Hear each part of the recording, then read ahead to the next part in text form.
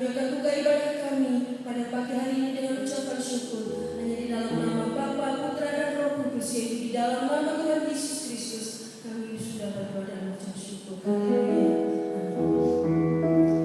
Silakan duduk Bapak Ibu yang dikasihi Tuhan. Kita bersyukur pada pagi hari ini kita masih diberikan kesempatan oleh Tuhan. Kita masih diberikan waktu oleh Tuhan.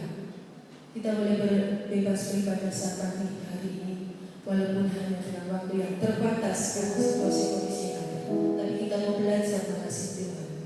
Kita menyanyikan satu pujian. Mari kita dengan bersyukur menyanyikan pujian bersama-sama.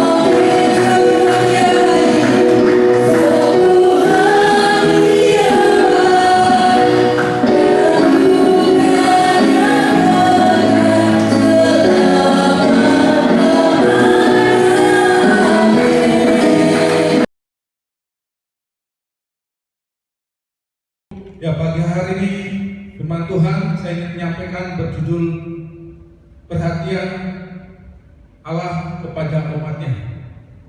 Perhatian dan penjagaan Allah kepada umatnya.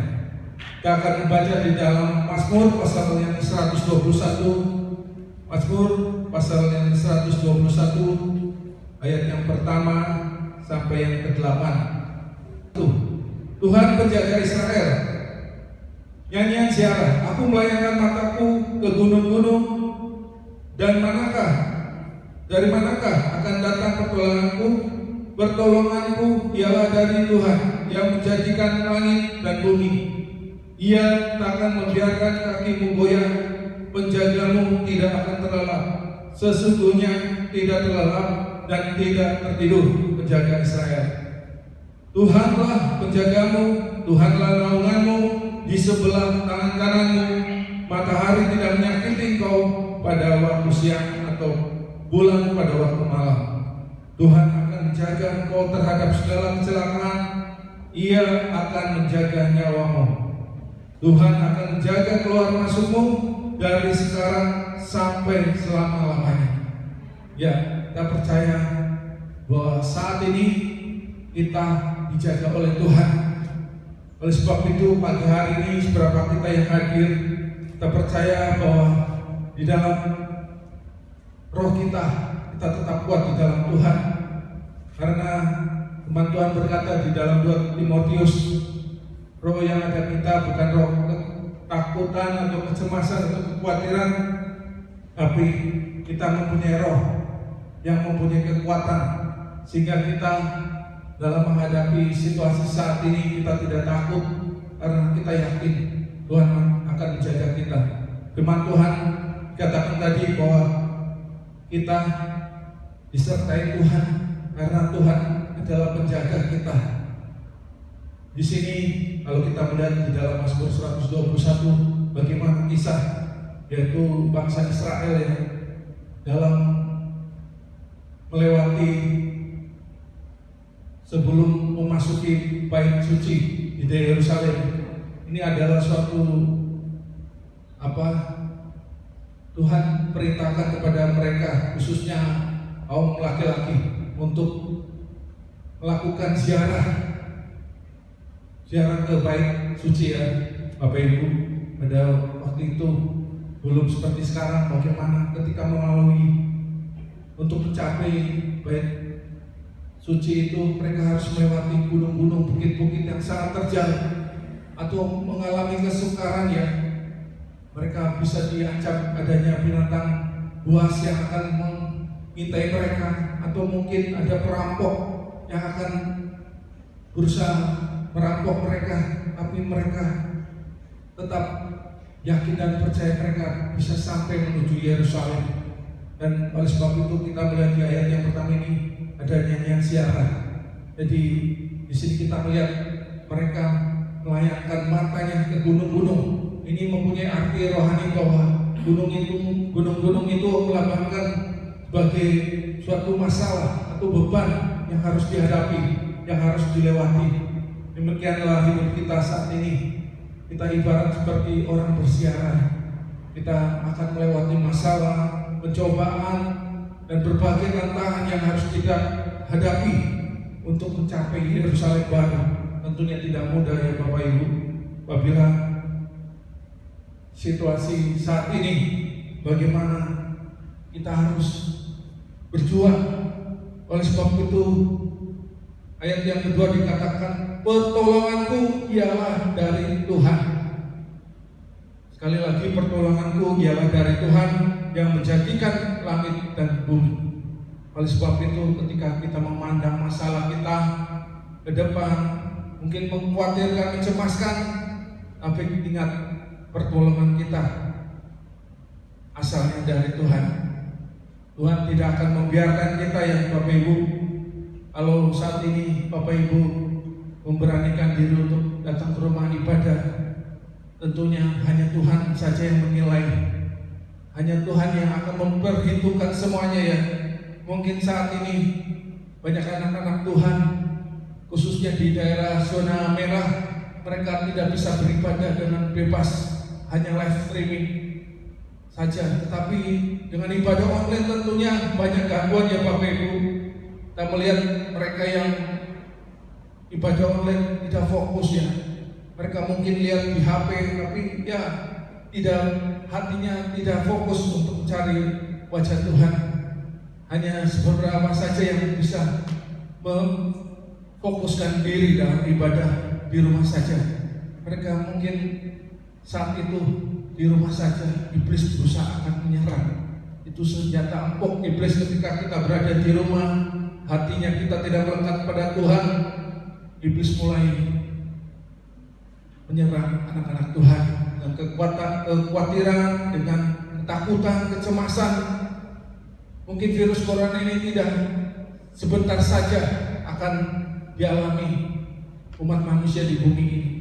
Dampaknya sangat banyak ya Bapak Ibu. Dampak ekonomi, dampak sosial. Tapi kita percaya kita dalam penjagaan Tuhan. Tuhan akan menyertai kita. Oleh sebab itu arahkan mata kita tertuju pada Tuhan. Oleh sebab itu firman Tuhan dikatakan, Dia akan membiarkan kakimu goyah, penjagamu tidak akan terlelap. Kalau menjaga manusia itu hanya sip-sipan ya Bapak Ibu, bisa beberapa saja dan mereka tidak fokus ya, kadang disuruh menjaga tetapi ternyata tidak profesional mereka ya.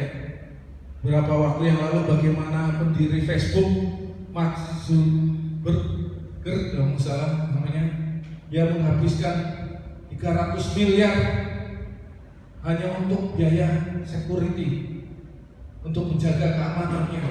Dia orangnya sederhana ya, yang pemilik Facebook ini, tapi kayaknya luar biasa.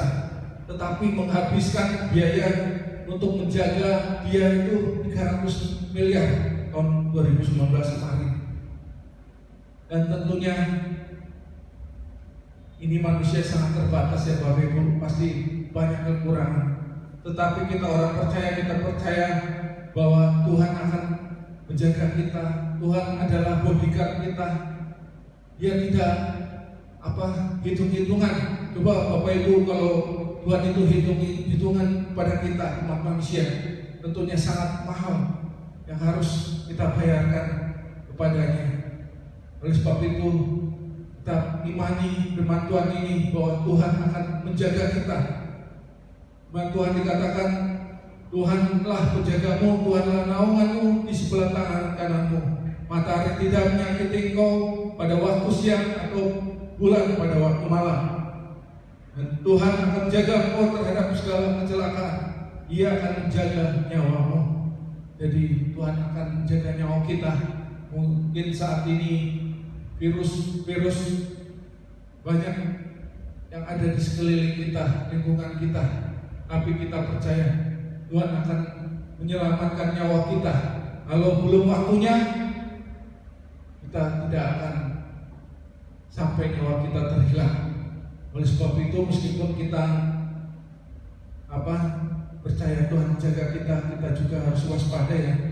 Oleh sebab itu, dalam kondisi saat ini kita tetap rajin cuci tangan, rajin memakai hand sanitizer, memakai masker, untuk kita tetap berjaga-jaga dan kita tetap beriman pada Tuhan. Saat ini mungkin saat yang sulit, tapi perhatian Tuhan kepada anak-anak Tuhan akan Dia berikan kepada kita. Oleh sebab itu firman Tuhan pada pagi hari ini berjudul Allah memperhatikan kita. Dia memperhatikan tidak hanya kebutuhan jasmani kita saja ya. Kita akan baca di dalam Mazmur pasal yang ke-6, Matius pasal yang ke-6 ayat 31 sampai 32. Matius pasal yang ke-6 ayat 31 sampai yang ke-32.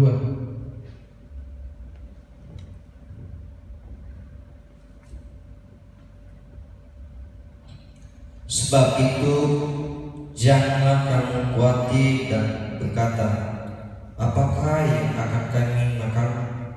Apakah yang akan kami minum? Apakah yang akan kami pakai? Semua itu dicari bangsa-bangsa yang tidak mengenal Allah. Akan tetapi Bapamu yang di surga tahu bahwa kamu memerlukan semua itu. Ya, ini bentuk perhatian Allah pada kita yang menyediakan kebutuhan jasmani kita. Mungkin saat ini Bapak Ibu sedang kekurangan, sedang belum mendapatkan income yang mencukupi, tapi kita percaya pemeliharaan Tuhan memperhatikan kebutuhan jasmani kita. Saya bersyukur pada Tuhan, beberapa hari yang lalu Tuhan berikan berkat ya, meskipun kecil tapi sangat berarti ya. Dan kebetulan ada suatu website bagaimana di situ terdiri dari beberapa orang di seluruh dunia dengan mempunyai keahlian khusus, dan ternyata saya mendapatkan beberapa dolar saja, tapi ya lumayan buat beli beras, buat beli nasi. Dan saya bersyukur saya bisa tetap produktif meskipun saat ini sedang sulit, tapi saya percaya Tuhan tetap mencukupi apa yang menjadi keperluan kita ya. Kemudian yang kedua, pemerhatian Allah pada kita ketika kita gelisah dan berduka cita. Ya, kita bisa melihat bagaimana kisah di dalam Yohanes pasal 11 ayat 17 dan 19, bagaimana kisah Lazarus, bagaimana ketika itu saudara-saudara Lazarus berduka cita atau mengalami kegelisahan, tetapi mereka semua diberi penghiburan dari Tuhan. Beberapa perhatian dari Allah lainnya itu ketika dalam sengsara dan miskin.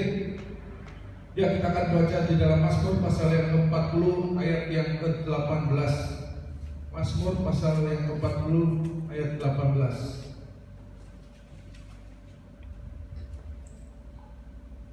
Aku ini sengsara dan miskin, tetapi Tuhan memperhatikan aku. Engkaulah yang menolong aku dan meluputkan aku. Ya Allahku, janganlah gelambat. Ya, inilah perhatian Allah bahwa kita tetap diperhatikan Tuhan. Dan beberapa perhatian lain yaitu ketika badai dan topan melanda kehidupan kita ya. Dalam Markus pasal yang 4 bagaimana angin ribut dirajakan oleh Tuhan. Demikian dalam kehidupan kita seringkali badai masalah yang kita alami, tapi kita percaya kalau ketika waktunya Tuhan sudah menolong kita, badai itu pasti akan berlalu. Dan juga perhatian Allah ketika kita menjadi khawatir dan bimbang menghadapi kenyataan hidup ini. Kita akan baca di dalam 1 Petrus pasal 5 ayat yang ke-7. 1 Petrus ayat yang ke-5 sampai yang ke-7. Serahkanlah segala kekhawatiranmu kepadanya, sebab Dia yang memelihara kamu. Jadi Bapak Ibu, apabila saat ini Bapak Ibu sedang khawatir tentang hari esok, kita tidak perlu takut dan khawatir. Tuhan akan menjaga kita, Tuhan akan menyertai kita, Tuhan akan memperhatikan kita.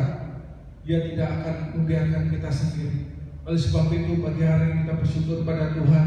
Firman-Nya di dalam Mazmur pasal 121 ini kita imani, kita percaya, kita perkatakan dengan sungguh-sungguh untuk kita menerima janji-janji Tuhan bahwa Dia akan menyertai kita. Tuhan tidak akan membiarkan nyawa kita diambil tanpa seizinnya, dan Tuhan tidak akan membiarkan kita dalam mengalami kecelakaan, dan Tuhan akan menjaga keluar masuk kita dan dari sekarang sampai selama-lamanya. Jadi sekarang Bapak Ibu menginvestasikan waktunya untuk datang ke rumah Tuhan, pasti Tuhan akan memperhitungkan semuanya, karena Bapak Ibu memberikan waktunya untuk kehidupan kekekalan nanti ya. Di bumi ini hanya sementara, seterusnya selama-lamanya. Jadi jangan khawatir, jangan kita merasa takut, jangan kita merasa cemas. Kita tetap fokus arahkan hati kita pada Tuhan. Demikianlah firman Tuhan, biarlah menjadi berkat bagi kita semua. Tuhan Yesus memberkati kita. Amin.